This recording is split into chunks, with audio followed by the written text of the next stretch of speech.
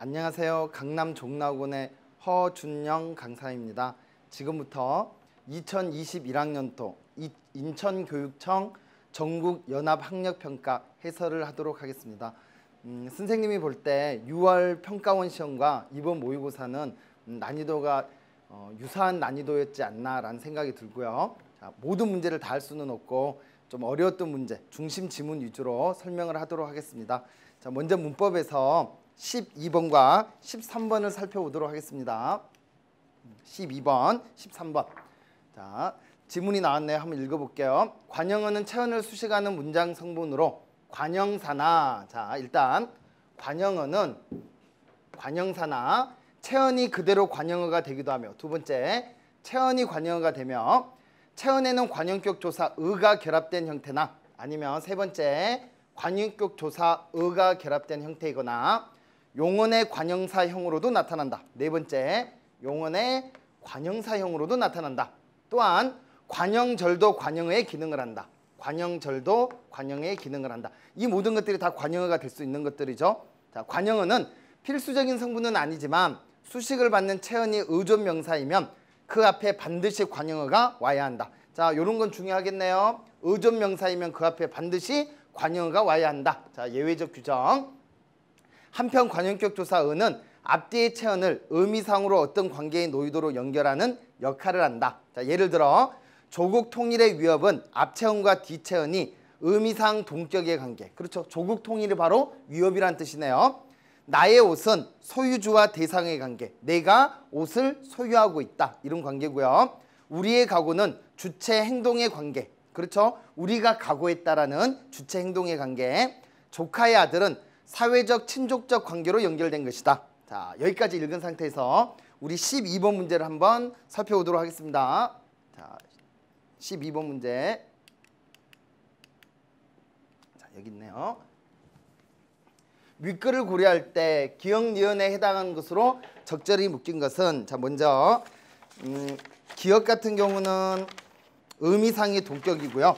니은은 주체 행동의 관계였습니다. 자, 이건 의미상의 동격. 니은은 주체 행동의 관계. 자, 먼저 기억부터 볼 때 의미상 동격을 이루었는가? 너의 부탁. 자, 이건 네가 부탁을 한 거죠. 그러니까 주체 행동의 관계라고 할 수 있겠네요. 의미상의 동격이 아니니까 탈락. 자기 합리화의 함정. 자, 이 경우는 자기 합리화가 바로 함정이란 뜻이네요. 따라서 이건 충분히 맞겠네요. 회장의 칭호. 자, 이 경우도 회장이라는 이 호칭이 바로 칭호라는 거죠. 그러니까 이것도 의미상 동격의 관계라고 할 수 있고요. 그 다음에 은호의 아버지. 앞에 나왔던 것처럼 이건 친족, 가족 관계를 얘기하겠네요. 자, 사회 친족 관계. 이건 사회 친족 관계니까 4번도 답이 될 수 없고. 자, 5번. 질투의 감정. 자, 질투가 바로 감정이었다는 거죠. 이것도 동격이라고 할 수 있겠네요. 자, 그래서 기억에 해당하는 것은 2번, 3번, 5번이 일단 답이 될 수 있을 것 같습니다. 그 다음 니은. 주체 행동의 관계. 자, 2, 3, 5번만 한번 살펴볼까요? 먼저 친구의 사전. 이 경우는 친구가 바로 사전의 소유주라는 거네요. 그래서 소유주 대상의 관계니까 자, 2번도 다시 답이 될 수 없고요. 그 다음 3번.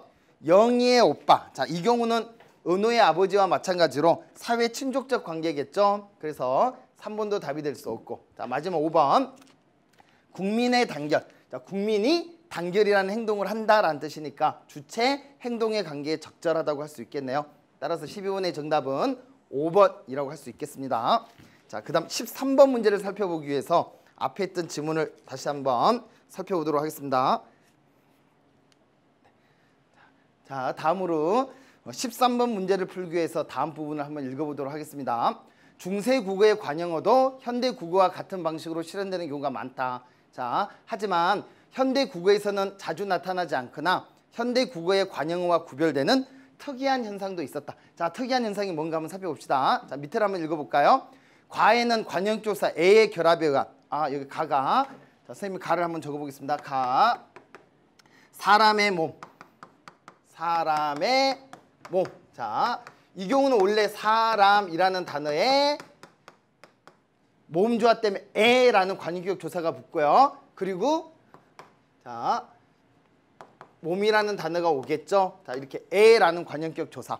자, 현대 국어에 없는 에라는 관용격 조사가 있구나라는 걸 알 수 있고요. 나에는 관형 사형음이 아나 의에 니은이 붙어서 만들어진 관형절에 의한 관형어가 나타난다. 자, 니은 바로 볼까요? 자, 뿌리가 깊은 남간 이렇게 해서 뿌리가 깊은 나무 이렇게 꾸며주고 있네요. 그러면 뿌리가 깊은은 나무를 꾸며주는 관형어의 역할을 하는데 잘 보면 뿌리가라는 주어와 깊다라는 서술어로 이루어져 있으니 관형절이라고 얘기할 수 있겠네요. 그리고 이때 깊은 같은 경우는 자, 깊다의 깊에 은이 결합돼서 이게 연음이 된 깊은이겠죠.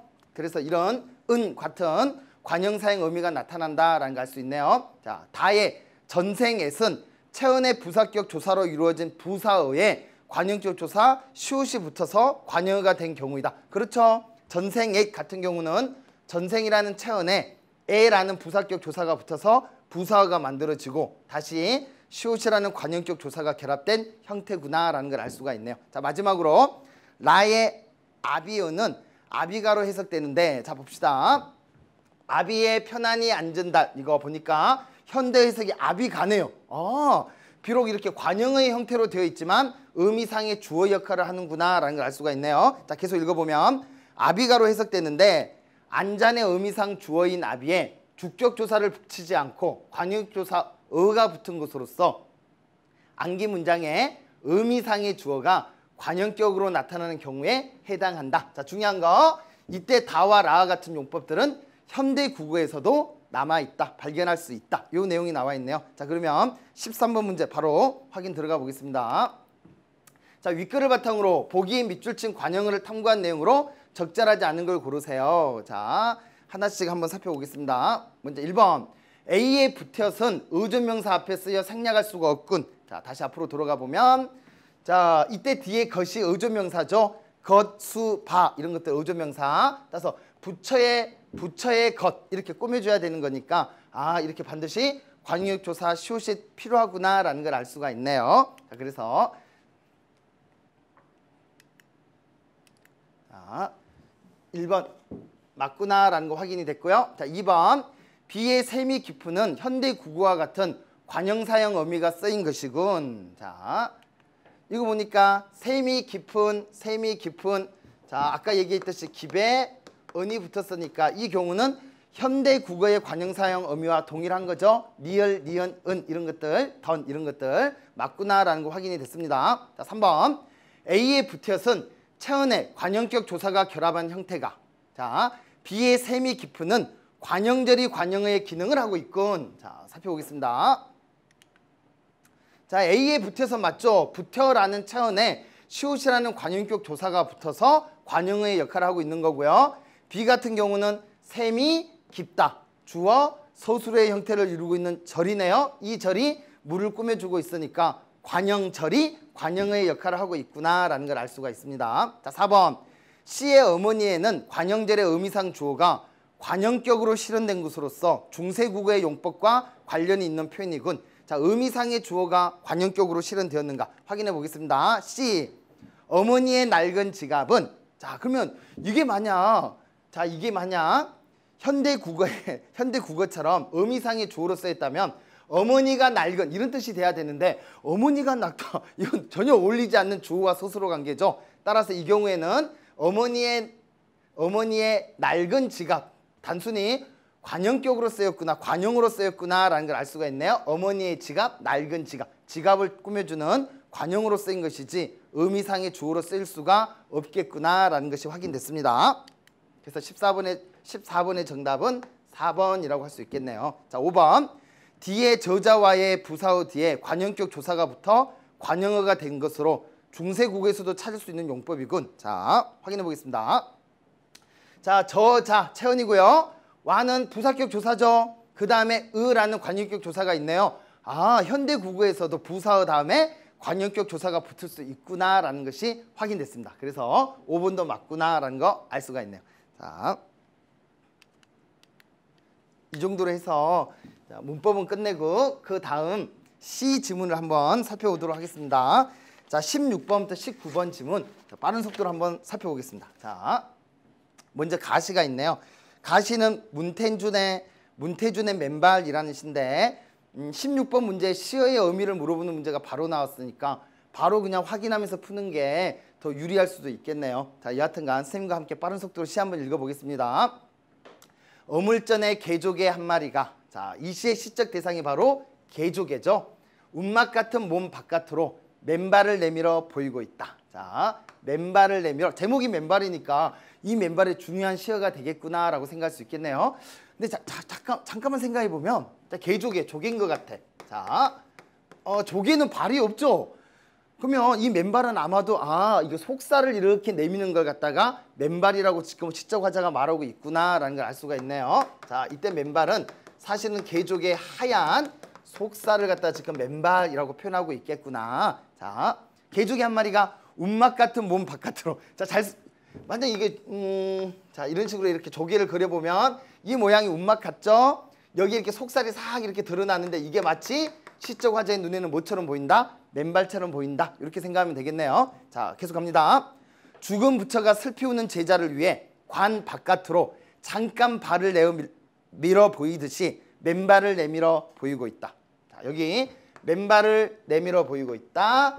맨발을 내밀어 보이고 있다. 반복을 하고 있네요. 뭔가 강조하고 있는 거죠. 자, 개조기를 일단 뭐에다 비유하고 있어? 그래요. 죽은 부처. 자, 제자들을 위해서 맨발을 내어 보이듯이 조개가 맨발을 내어 보였다. 속살을 내어 보였다. 자, 계속 갑니다. 뻘과 물속에 오래 담겨 있어 부르튼 맨발. 내가 조문하듯 그 맨발을 건드리자. 자, 무슨 말인지 이해되시죠? 자, 이렇게 속살이 나와 있어. 이거 맨발이라고 생각한 거야. 이 맨발을 내가 살짝 건드려 봤네. 그치? 근데 그냥 이 건드릴 때 내 마음의 태도가 조문하듯이, 그치? 뭔가 슬픔의 어떤 감정을 가지고서, 자, 이렇게 조문하듯이 이렇게 살짝 건드려 본 거네요. 내가 조문하듯이 맨발을 건드리자 개조개는 최초의 궁리인 듯, 가장 오래 하는 궁리인 듯. 그러니까 처음 궁리하면 시간이 오래 걸리겠죠. 가장 오래 하는 궁리라는 것도 오랫동안 생각하는 거니까 시간이 오래 걸리겠네요. 천천히 발을 거두어 갔다. 자, 이게 태어났던 이 하얀 속살을 천천히 세워라 내워라 천천히 이렇게 쑥 이렇게 안으로 들어갔구나라는 걸 알 수가 있네요. 천천히. 자, 저 속도로. 자, 이때 속도는 바로 천천히 이 말이겠네요. 시간도 길도 흘러왔을 것이다.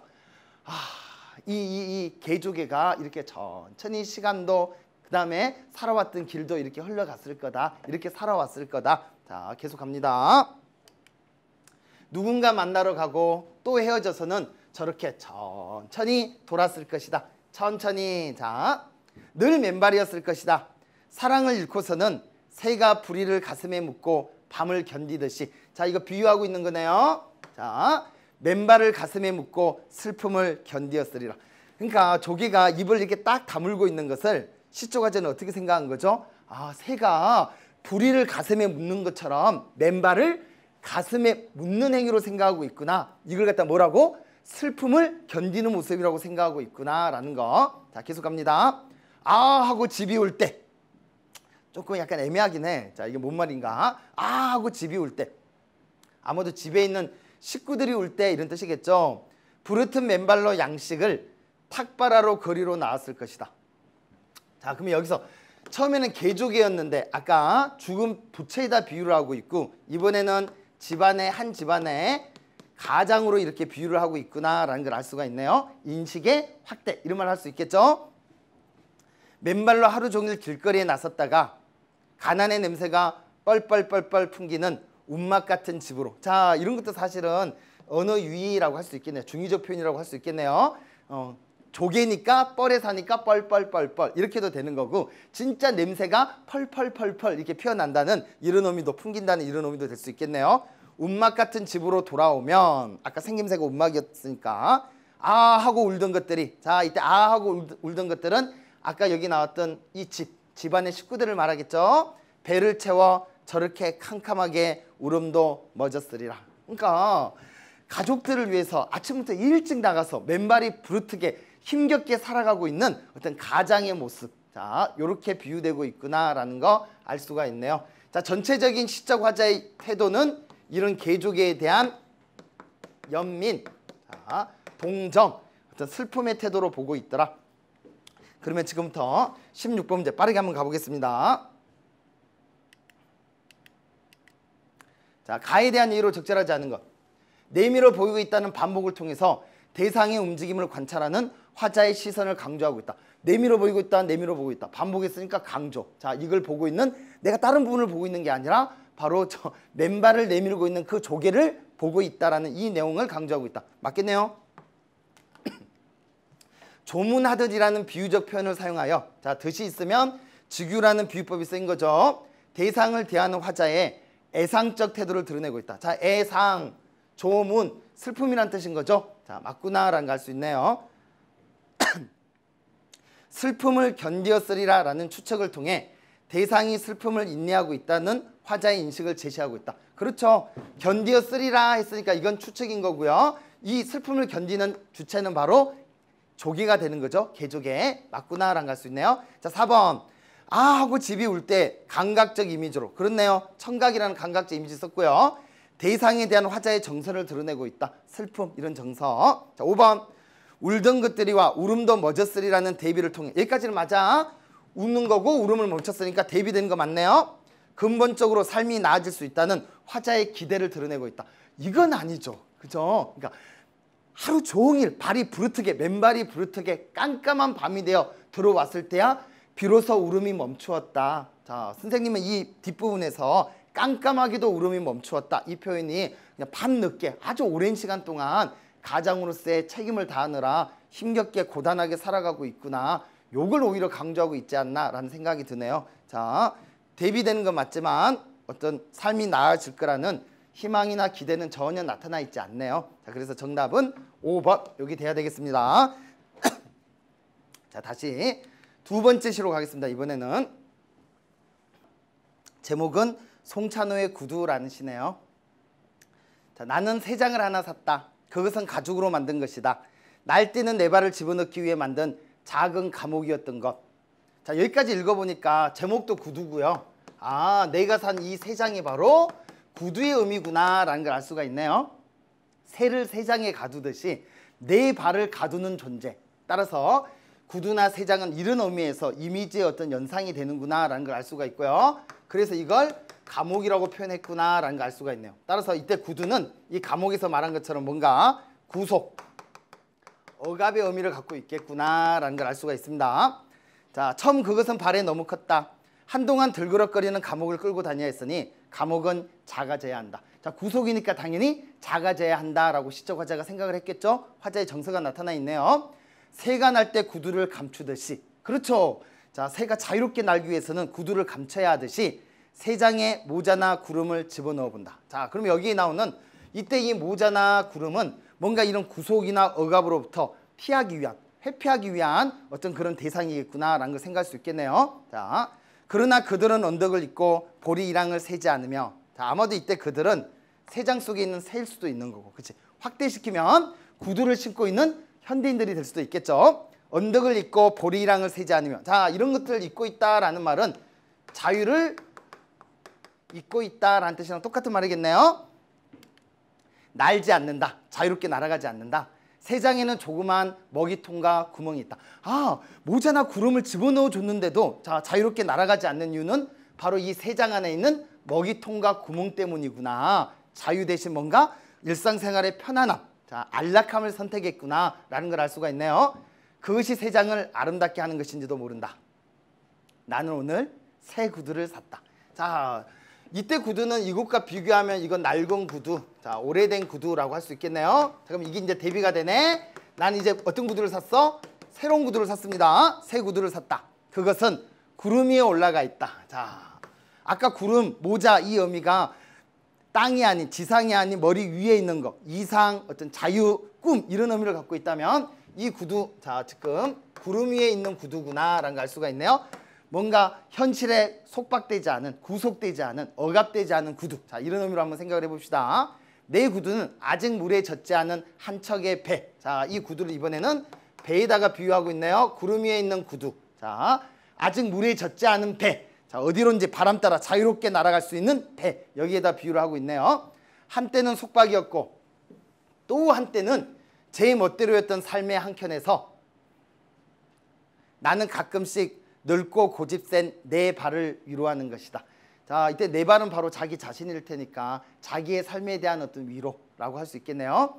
오래 써다버린 낡은 목욕통 같은 구두를 벗고 했으니까 이때 낡은 목욕통은 이쪽에 해당돼야 되겠네요. 자, 낡은 목욕통 같은 낡은 구두는 버려버리고, 다른 말로 하면 구속 억압에서 벗어나서 새의 육체 속에 발을 집어넣어 보는 것이다. 자, 그러면 새의 육체는 바로 이쪽으로 가야 되겠네요. 발을 담고 있는 것이 구두니까, 자, 새의 발을 갖다가 담고 있는 것이 바로 새의 육체라고 할 수 있겠구나. 그래서 이때 새 구두는 구름이나 배나 새처럼 뭔가 자유, 자, 이걸 의미한다면 기존에 신었던 낡은 구두는 새장이나 감옥이나 낡은 목욕통처럼 구속을 의미하겠구나라는, 이렇게 대비적으로 이 시를 읽는 게 좋겠구나라는 생각이 드네요. 자, 빠른 속도로 한번 시를 읽어봤습니다. 17번 문제부터 한번 풀어보겠습니다. 자, 인간의 신체 중에 가장 낮은 곳에 위치하고 있는 발은, 자, 17번 문제. 보통 삶의 무게를 견뎌내야 하는 고단한 존재나 발자취와 같이 인간의 삶의 과정을 드러내는 존재로 표현된다. 자, 이때 발은 가장 낮은 곳에 위치하고 있고, 그래서 삶의 무게를 견뎌내야 하는 고단한 존재, 이런 의미가 있는 거네요. 그렇죠. 머리부터 시작해서 발까지 중에서 가장 아랫부분에 있는 게 발. 그래서 머리부터 시작해서 다리까지의 모든 하중을 견뎌내야 하는 것이 발이죠. 그런 측면에서 보면, 자, 이렇게 무게를 견뎌내야 하는 고단한 존재, 또 발자취처럼 인간의 삶의 과정을 드러내는 존재로 표현된다. 이 경우는 삶의 과정. 또한 발은 신발과 함께 연결되어 표현되고 한다. 이때 신발은 발을 보호하며 원하는 곳으로 자유롭게 이동할 수 있도록 돕는 의미도 되고요. 자, 신발은 이렇게 돕는 보조의 의미도 되고요. 동시에 발을 구속하는 의미로 나타나기도 한다. 자, 이게 신발의 이중적 의미네요. 그러면 아까 우리가 봤던, 자, 구두라는 시에서 앞부분에 나왔던 이 신발은 바로 구속의 의미로 구두는 구속의 의미로 쓰였겠구나라는 거 알 수가 있죠. 하지만 뒤에 나왔던 새 구두는 자유롭게 이동할수록 돕는 의미로 쓰인 거겠죠. 자, 요 차이점 파악해 주는 게 좋을 것 같습니다. 자, 그러면 1번 기억, 신발로부터 보호받지 못한 부르튼 맨발의 모습을 보여주어 뻘과 물속에서 힘겹게 살아온 고단함을 부과하고 있다.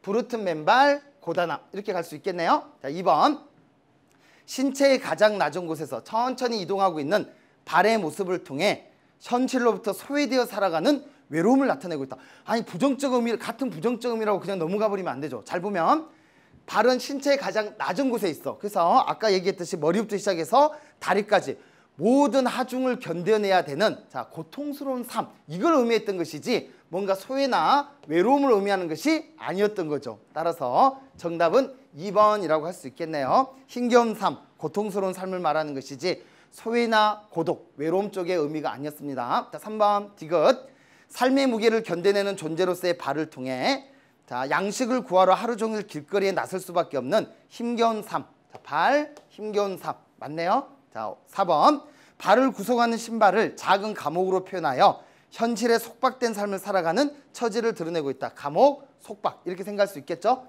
자, 마지막 5번 보겠습니다.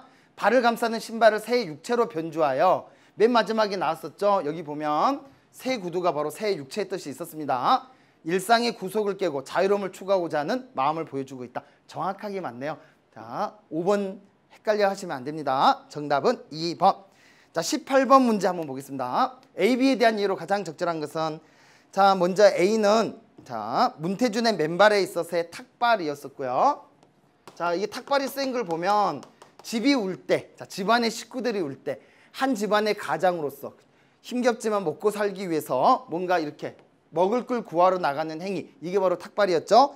그 다음에 B, 먹이통과 구멍. 자, 구두라는 시에서의 먹이통과 구멍은 새장 안에 구름과 모자를 집어넣었음에도 불구하고 자유롭게 새장 밖으로 날아가지 않고 새장 안에 머물게 하는 어떤 현실의 어떤 편안함, 자, 이런 의미로 쓰였다고 했었죠. 따라서 가장 알맞은 것은 3번 이쪽이 돼야 되겠네요. A는 삶을 유지하는 거, 먹고 살아야 되는 거. 그 다음 B는 삶의 어떤 편안함, 안주, 이런 의미를 가지고 있겠구나라는 거 확인해 볼 수 있었습니다. 자, 마지막으로 19번 문제 보겠습니다. 송찬호의 구두는 낯설게 하기를 사용하여 시상을 전개하고 있다. 자, 이와 연결시켜 나를 한번 감상해라.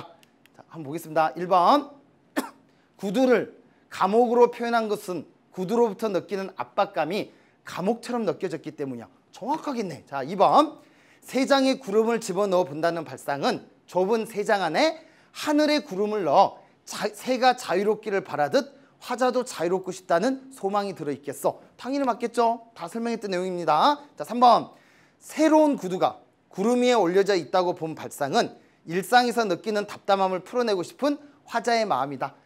그렇겠죠. 그치? 구름 위에 있는 새 구두, 이건 구속되어 있는 낡은 구두와 대비되는 대상이라고 할 수 있겠네요. 자, 4번 나의 구두를 한 척의 배로 비유하고 있는 것은 어디론든 출항할 수 있는 배처럼 지상을 벗어나고 싶은 화자의 바람이 드러난 것이다. 똑같은 의미 맞았습니다. 5번 구두를 낡은 목욕통에 비유하고 있는 것은, 근데 시를 읽어보면 낡은 목욕통 같은 구두를 벗고 새 육체 속에 발을 집어넣어 보는 것이다 했으니까, 이때 낡은 목욕통은 앞에 있는 구두나 세 장과 같은 구속의 의미로 쓰인 것이죠. 따라서 더러움을 씻어내는 순수함 이런 거랑은 전혀 관계가 먼 내용이네요. 정답은 5번이라는 거 확인이 됐습니다. 자, 다음으로 독서 지문을 한번 살펴보도록 하겠습니다.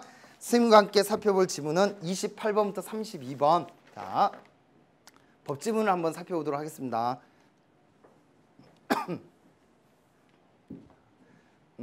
조금 복잡하고 어렵다라고 느낄 수도 있지만 천천히, 자, 차이점을 생각하면서 분류해 나가면서 읽으면 그렇게 어렵지 않은 글이죠. 자, 보겠습니다.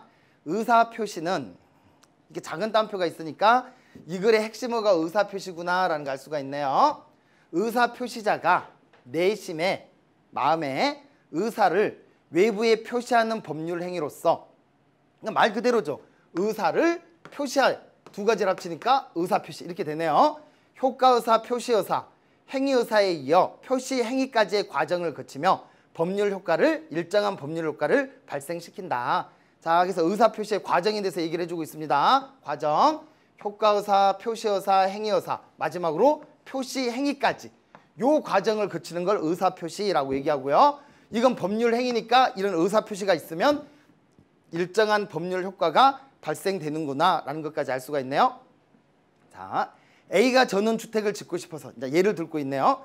B 소유의 토지를 사고자 하는 상황을 가정하여 의사표시의 과정을 살펴보자. 자, 전원주택을 짓고 싶다는 이 A의 생각은 동기에 해당한다. 자, 먼저 동기부터. 동기가 있었어. 이러한 동기로 인해 B 소유의 토지를 사야겠다라고 마음먹은 것은, 그러니까 토지를 사는 이유는 어떤 동기 때문에? 전원주택을 짓고 싶다는 동기 때문에. 자, 효과의사이다. 아, 동기로 인해서 효과의사는 발생하는구나 라는 걸 알 수가 있네요. 또한 이러한 효과의사를 B에게 전달해야겠다는 A의 생각은 표시의사. 자, 이건 표시의사가 되고요. 이렇게 토지를 매수하겠다는 의사를 전달하는 방법 중에 하나인 계약서 작성이라는 행위를 의도하거나 인식하는 것은 행위의사. 자, 행위의사이다. 마지막으로 이러한 의사를 토대로, 자, 이러한 의사는 당연히 행위의사겠네요.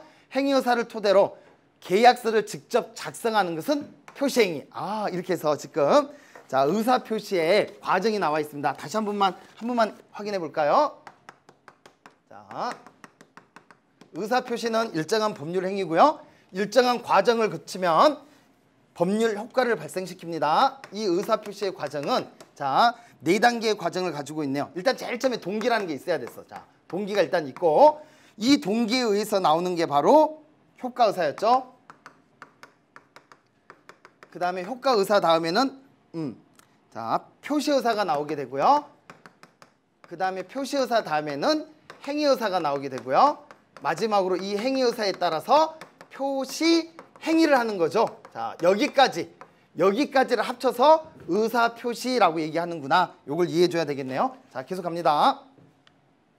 의사표시 과정에서 의사와 표시가 일치할 때는 문제가 없다. 하지만 의사와 표시가 일치하지 않을 때는 의사표시의 본질을 무엇으로 보느냐에 따라서 동일한 법률 행위도 다르게 해석될 수 있다. 자, 여기서 이제 의사표시의 본질이 포인트겠네요. 의사 표시의 본질을 어떻게 바라보는가 관점이 나타나 있습니다. 크게 의사주의, 표시주의, 효력주의로 나타난다. 자, 이렇게 관점이 3가지 이상, 이렇게 2가지 이상 열거되어 있으면 차이점을 파악하는 것이 가장 중요한 포인트가 되겠네요. 자, 갑니다. 먼저 의사주의는, 자, 이제 두 번째 중요한 내용 이거야. 의사 표시의 본질을 어떻게 볼 것인가. 자, 이게 문제되는 이유는 의사와 표시가 불일치될 때, 자,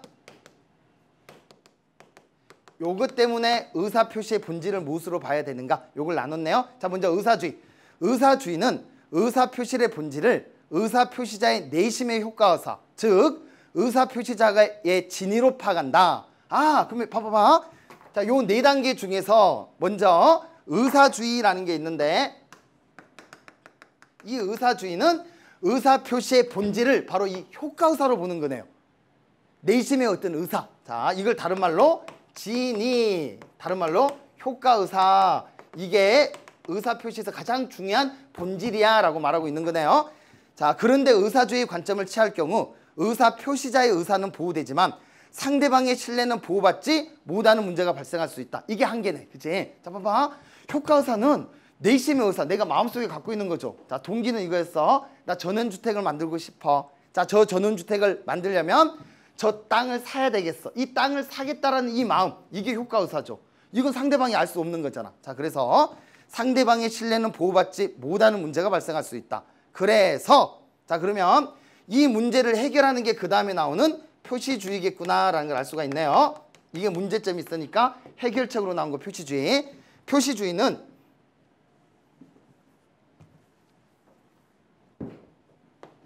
표시행위에 대한 상대방의 신뢰를 보호하기 위해 의사 표시의 본질을 표시행위로 파악한다. 자, 표시주의는 요 단계 중에서 이 표시행위가 의사 표시 중에 가장 중요한 본질이야 라고 생각하는 게 표시주의구나 라고 할 수 있네요. 표시행위가 본질이야 라고 파악하는 거. 한편 의사와 표시는 일체로서 양자 모두를 의사 표시의 요소로 파악하고자 하는 견해도 있는데 이것을 효력주의라고 한다. 자, 이 2가지를 묶은 게 3번째가 바로 효력주의네. 자, 효력주의는 본질이 의사도 아니고 표시도 아니고 이 2가지를 다 묶은 것이 바로 의사 표시의 본질이다 라고 보는 거죠. 자, 계속 읽겠습니다. 이는 의사와 표시를 이분법적으로 나누는 기존의 인식을 거부하는 것이다. 자, 이 말은 요 의사주의나 표시주의는 의사, 표시 이렇게 이분법적으로 나눴다는 거죠. 그래서 의사주의는 이 의사가 중요한 거고 표시주의는 표시를 중요하게 생각했다면 이 효력주의는 이 의사와 표시를 나누지 않는다는 뜻이네요. 자, 그럼 계속 읽어보겠습니다. 효력주의에 따르면 표시행위는 의사의 단순한 표지가 아니라 의사를 완성하여 법적 효력을 발생하게 하는 것이다. 아, 이 맨 마지막에 표시행위가 요 의사를 완성하는 것이다. 따라서 의사와 표시가 이분법적으로 분리된 것이 아니라 하나여야 한다라는 것이 효력주의. 자, 이렇게 해서 의사 표시의 본질까지 살펴보았습니다. 자, 그 다음 단락. 의사와 표시가 불일치하는 대표적인 유형으로는, 자, 그러면 일단 이걸 지워보겠습니다.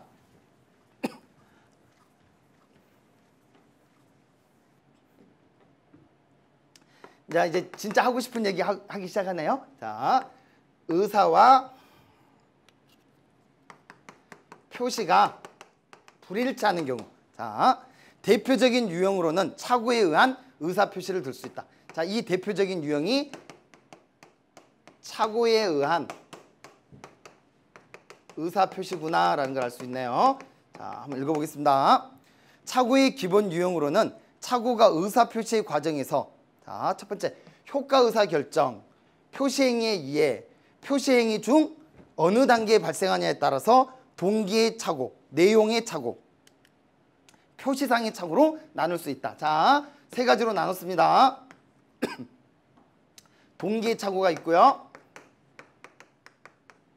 그 다음에 표시의 착오가 있고요. 다시 한번 올라가면 내용의 착오가 있고요.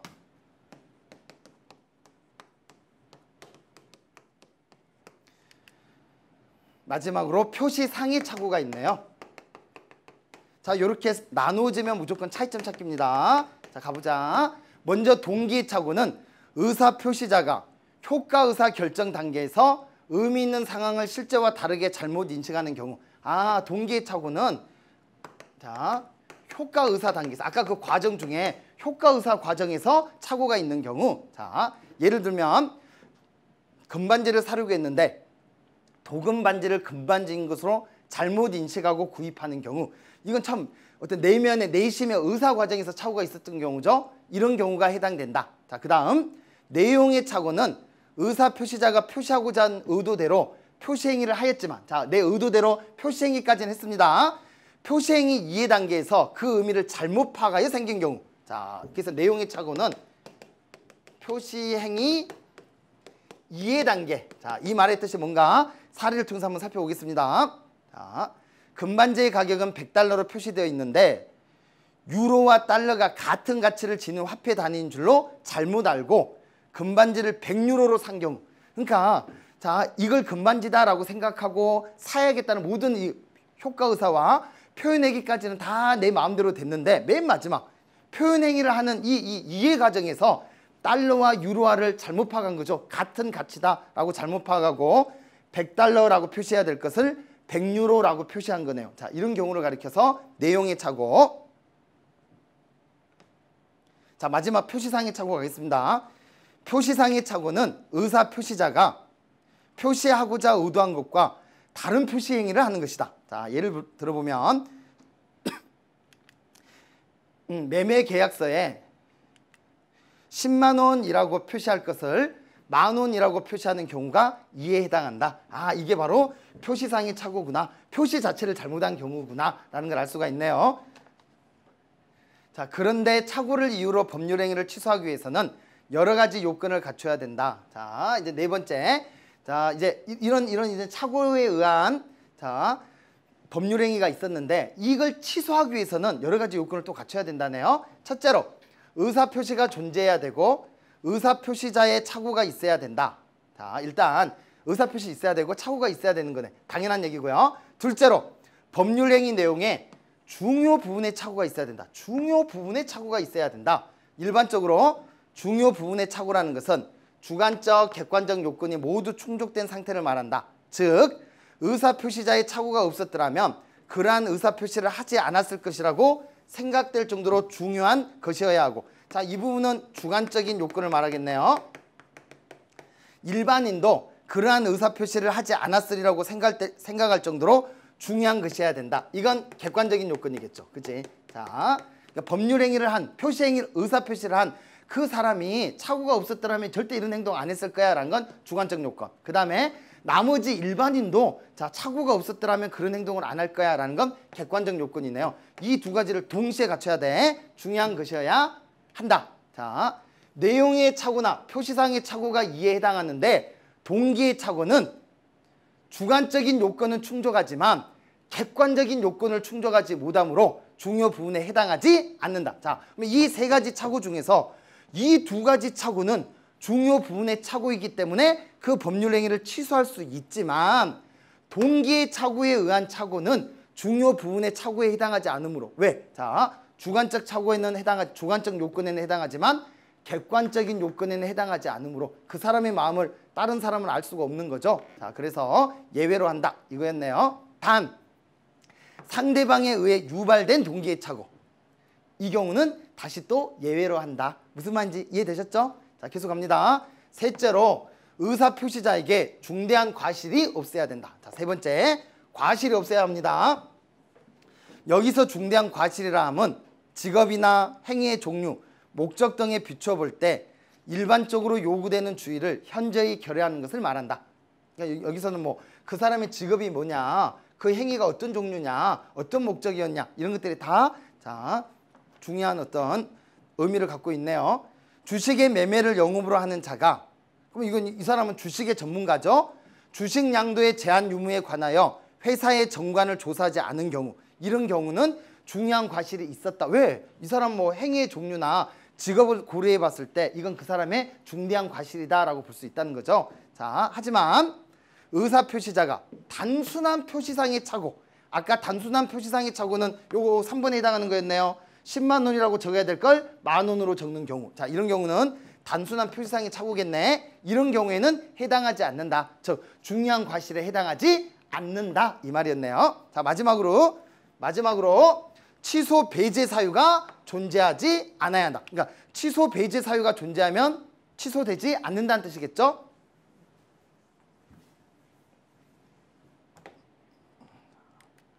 의사 표시자가, 자, 지금부터는 취소 배제 사유입니다.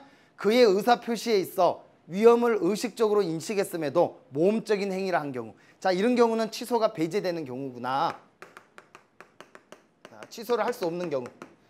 자, 첫 번째, 위험을 의식했어. 근데 에라 모르겠다. 모험을 걸은 경우. 이런 경우는 취소가 배제된다라는 거고요. 자, 두 번째, 착오가 없을 때보다 착오가 발생했을 때 의사 표시자에게 유익한 경우. 자, 착오가 발생해서 오히려 의사를 표시한 사람에게 이익이 되는 경우, 이런 경우도 취소를 배제할 수 없다 이런 뜻이겠네요. 자, 예를 들자면 10,000원 적어야 되는데 100,000원 적었어. 근데 상대방이 그 계약에 대해서 허락을 했어. 자, 이런 경우에는 자, 의사 표시자에게 이익이 되는 경우니까 배제되는 경우네요. 자, 그다음 상대방이 착오자, 즉 착오를 일으킨 의사 표시자의 진짜의, 자, 효과 의사에 동의한 경우나, 자, 상대방이 의사 표시자를 착오자가 의도한 대로 효력 있게 할 용의가 있음을 표시한 경우. 자, 이런 경우에도 전부 다 취소가 배제되는 사례구나라는 걸 알 수가 있네요. 자, 지문 조금 복잡했지만 어떤 내용인지 이해가 되셨죠? 자, 지금부터 한번 문제를 살펴보도록 하겠습니다.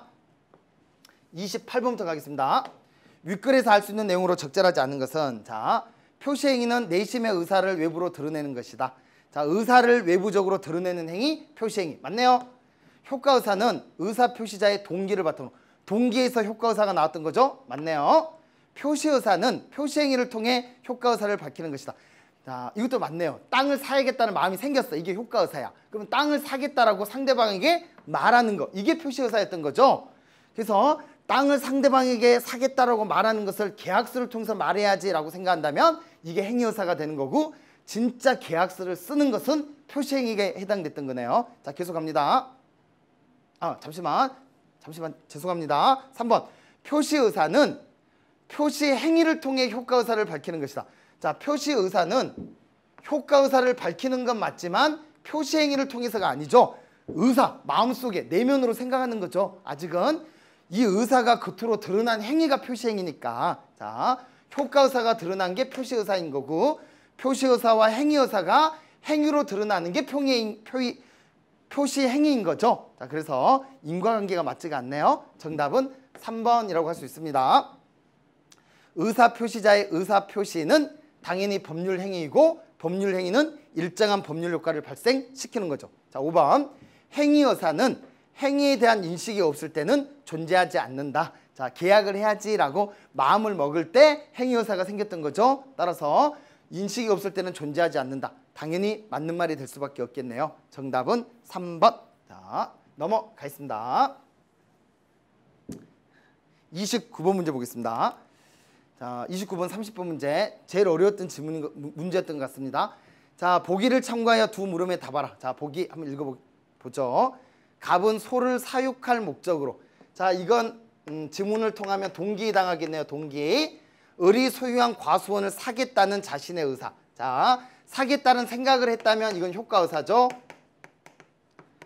를 을에게 밝히며, 자, 을에게 밝혀야지라고까지 생각했으면 표시의사. 자, 그 다음에 그 밝히는 걸 계약서를 통해서 해야지라고 생각했다면 행위의사까지 나간 거겠죠. 자, 여하튼간 을에게 밝혀야겠다라고 생각했다면 이제 표시의사까지 갔네요. 계약서를 작성하였고, 자, 계약서를 작성하였고 했으니까 이건 행위로 나간 거죠. 자, 이런 걸 표시 행위라고 얘기할 수 있겠네요. 계약금으로 1,000,000원을 지불하였다. 그런데 갑은 과수원이 소를 사육하기에 부적절한 곳이라는 사실을 뒤늦게 알게 되었다. 자, 이건 착오가 있었던 거지. 자, 착오가 있었던 건데 무슨 착오인가 봤더니 동기의 착오라고 할 수 있겠네요. 내가 생각할 때 효과의사 때는 소를 사육할 목적으로 과수원을 사야겠다라고 생각했는데 이 과수원이 소를 사육하기에 적절하지 않은 땅이었으므로 이건 동기의 착오가 있구나라는 걸 알 수가 있네요. 자, 그 다음, 이때 갑은 을을 상대로 계약금을 반환하는 요구 소송을 제기하였다. 자, 취소하는 소송을 제기한 거네요. 자, 여기까지가 가의 사례였습니다. 자, 그 다음 나사례 보겠습니다. 땡땡시 도시계획 결정에 따라 병 소유의 임야 중 일부가 공원 부지로 지정되었는데 병은 공원에 시설을 설치하기 위한 허가를 받고자 땡땡시에 신청서를 제출하였다. 그런데 땡땡시 공무원은 법령을 오해하여 병 소유 임야 전부를 땡땡시에 정의하여야만 그러한 허가가 가능하다고 말했고 병은 그 공무원의 말을 따랐다. 자, 그러면 공무원에 의해서 이제 문제가 생긴 거네요. 이후 병은 자신의 정의행위가 법령의 오해로 발생한 것이라는 걸 알게 되었고 자신의 정의행위를 취소하고자 땡땡시를 상대로 소송을 제기하였다. 그럼 잘 보면 자, 내가 정의라는 행위를 한 행위는 동기착오에 의해서 발생한 거죠. 근데 이 동기착오는 나의 책임이 아니라 상대방의 책임에 의해서 발생한 것이네요. 그러니까 원래 동기착오는 취소할 수 없는 행위지만 취소할 수 없는 경우였지만 그 예외가 상대방에 의해서 발생한 거라면 취소할 수 있다라는 그 예외 규정에 해당하겠구나라는 걸 알 수가 있습니다. 자, 그럼 지금부터 문제 한번 풀어보겠습니다. 자, 문제 29번 문제. 윗글을 참고하여 보기를 이해했다. 가장 적절한 걸 고르세요. 자, 먼저 가해 사례부터 한번 살펴보겠습니다. 착오 발생의 단계. 자, 동기착오였죠. 동기착오는 효과의사 결정에 있어서의 착오구나라는 걸 알 수 있네요. 표시 행위를 잘못한 게 아니라 뭐 10만 원으로 적어야 될 걸 10,000원으로 잘못 적은 이 행위가 아니라 처음에 나의 의도가 잘못됐던 거죠. 착오가 있었던 거죠. 따라서 자, 가해에 해당하는 것은 효과의사 결정이 맞겠네요. 근데 착오를 한 사람은 누구야? 갑이었죠. 을이 아니라. 그래서 1번, 2번 다 답이 될 수 없구나라는 걸 알 수가 있네요. 자, 3번. 자, 나의 사례 같은 경우도 자, 동기의 착오가 일어났던 거죠. 그러니까는 전부 다 내가 가지고 있는 임야를 전부 다 증여를 해야만 내가 뭔가 허가권을 얻을 수 있겠구나라고 잘못 생각하고 증여라는 어떤 행위를 한 거니까, 계약을 한 거니까 이 경우도 효과의사 결정에 착오가 있었구나라고 생각할 수 있을 거고요. 다음은 착오의 유발 원인이 자, 다른 땡땡시 공무원이었기 때문에 취소가 가능하겠구나라는 것까지 우리 생각해 볼 수 있겠네요. 자, 정답은 4번이 돼야 됩니다. 자, 그 다음 30번 문제 가겠습니다. 기억과 디귿의 관점에서 보기 가에 대하여 논의했다. 적절하지 않은 것을 골라라 라는 문제네요. 자, 먼저 기억은 의사주의,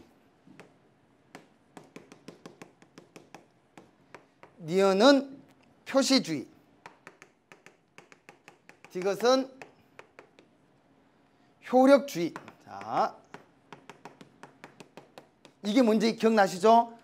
의사 표시의 본질을 무엇으로 볼 것인가? 자, 이 경우에는 의사로 보겠다는 게 의사주의. 자, 본인은 보호해 주는데 상대방의 신뢰를 보호하지 못한다는 문제점이 있었죠. 그래서 나온 게 표시주의. 자, 의사 표시의 본질을 표시해 두는 주의. 자, 참고로 디귿은 이 기억 니은과 또 다른 차이점은 이건 의사와 표시를 이분법적으로 나누지 않는 효력주의. 자, 요 세 가지 자 적용시켜 보겠습니다. 먼저 1번. 기억은 갑이 토지를 사려는 목적이 소를 사육하는 데 있다는 점에 주목하겠군.